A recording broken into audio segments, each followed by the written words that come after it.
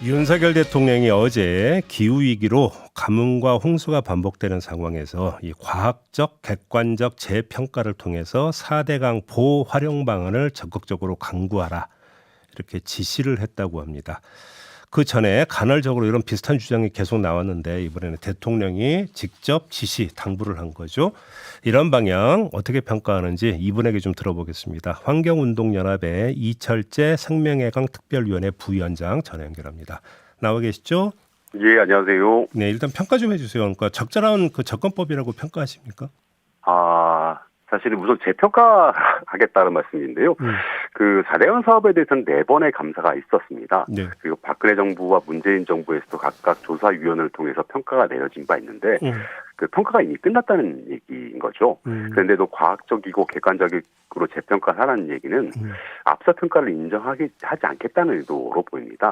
또 활용 방안을 마련하라는 것은 결국 4대강 사업의 부활을 의미하는데요. 잘 아시겠지만 4대강 사업에 22조 원이라는 천문학적 혈세가 들어갔습니다. 네. 우리 사회가 22조 원을 들여서 확인하는 것은 고인물을 썩는다라는 상식이었고요. 보를 다시 활용했다는 것은 결국 물을 고이게 만들겠다는 그렇게 우려할 수밖에 없습니다.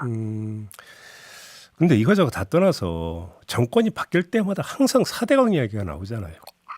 이 악순환은 도대체 언제 끊을 수 있는 겁니까? 사실은 그런 측면에서 저희도 우려를 많이 하고 있고요. 그래서 과학적이고 상식적인 판단에서 해야 되는 것이 아닌가. 4대강 사업은 앞서 말씀드린 것처럼 물을 고이게 하는 사업이었고요. 네. 그 물을 고이게 해서 지금의 극심한 녹조 현상을 일으켰습니다.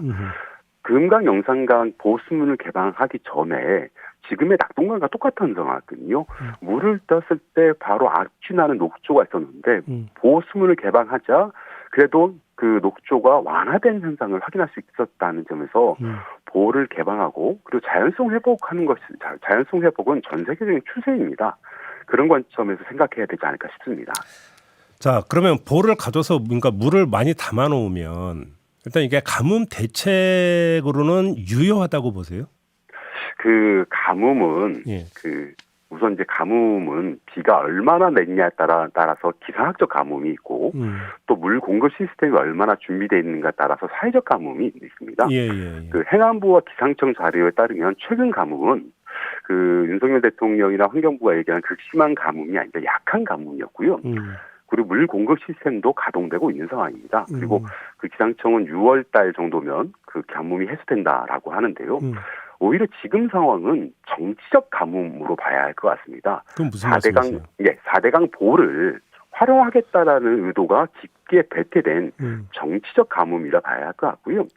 그리고 이제 그러니까 보호 자체가 보호가 있으나 없으나 사실은 물을 공급하려면 취양수장의 취수구가 최저 수위에 맞춰 있기 때문에 보호가 있으나 없으나 상관은 없습니다. 좀 풀어주신다면 그 말씀은 어떤 뜻이에요? 이게 보호 수위에 따라서 예. 취수구가 취수구의 높이를 맞춘 게 아닌가요? 보호를 완전 개방했을 때 최저 수위가 있거든요. 네, 그렇죠.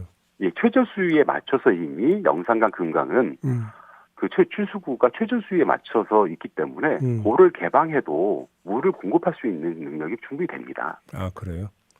자, 그러면 좀 구체적인 지금 호남 지역의 가뭄이 되게 극심했었잖아요. 예. 자, 거기 한번 이 사례 그러면 대입을 해가지고 좀 풀어주신다면 어떤 이야기가 나올 수가 있을까요? 영산강에 승천보, 죽산보 2개 보가 있는데요. 네. 그 2개 보에서 그러니까 지금 문재인 정부 때 2개 수문을 상시 개방해서 물을 강이 흐르고 있는 상태인데 말씀드린 것처럼 그 취수장, 양수장의 취수구가 그 최저 수위에 맞춰져 있기 때문에 물을 공급할 수 있다는 것이죠.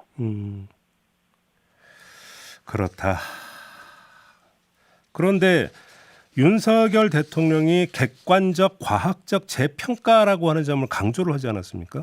예, 그렇죠. 그렇다면 예를 들어서 문재인 정부에서 이루어졌다는 재평가라고 하는 것은 객관적이지도 않았고 과학적이지도 않다라고 하는 뜻을 지금 담고 있는 거로 봐야 되는 겁니까? 어떻게 예, 그런 의도가 충분히 담고 있습니다. 앞서 말씀드린 것처럼 4번의 감사가 있었고 그 박근혜 정부 때도 그 조사위원회가 있었고 문재인 정부 때 조사위원회가 있었는데요. 그러니까 문재인 정부 때를 부정한다면 박근혜 정부는 비슷한 성향이라고 한다면 네.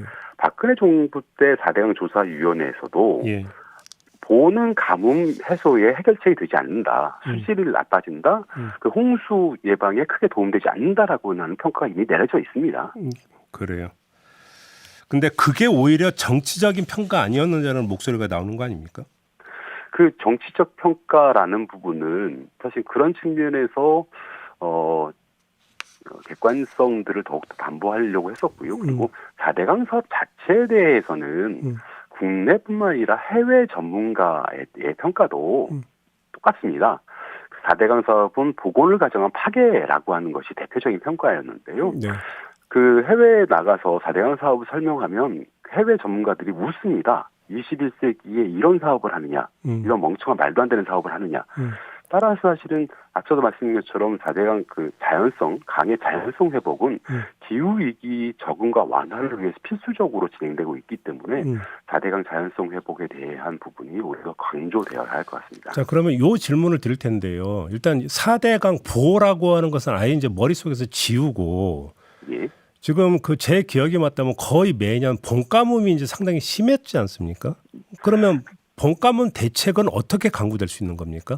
이제 봄 가뭄은 계절적 가뭄을 의미하는데요. 앞서 네. 말씀드린 것처럼 기상학적 가뭄과 사회적 가뭄이 있는데 그 가뭄 원래 가뭄이 많은 지역은 중산간 지역 그 10여 년 전에 태백시 지역에 가뭄이 있었지 않습니까? 네. 태백시는 중산간 지역이고요. 또 도서 지역, 섬 지역에서 가뭄이 상시절이 있는데 이런 부분은 사실은 별도의 수자원을 만들고 대체 수자원을 만들 수 있는 부분을 고려를 해야 할 것 같습니다.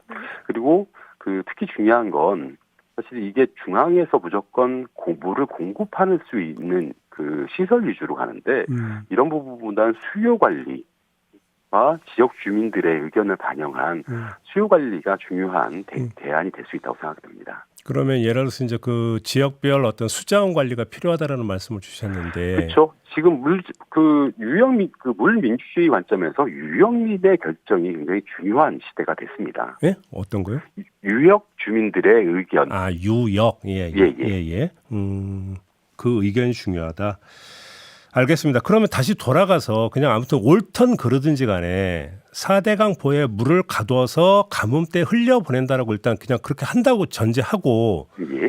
이러려면 좀 뭐가 필요한 겁니까? 그러니까 수로 이런 것들이 다시 또 만들어져야 되는 겁니까? 예, 맞습니다. 이제 그 4대강에 예를 들어 보호에 말씀하신 것처럼 보호에 물을 담고 있어도 물을 공급할 시설이 없잖아요. 예.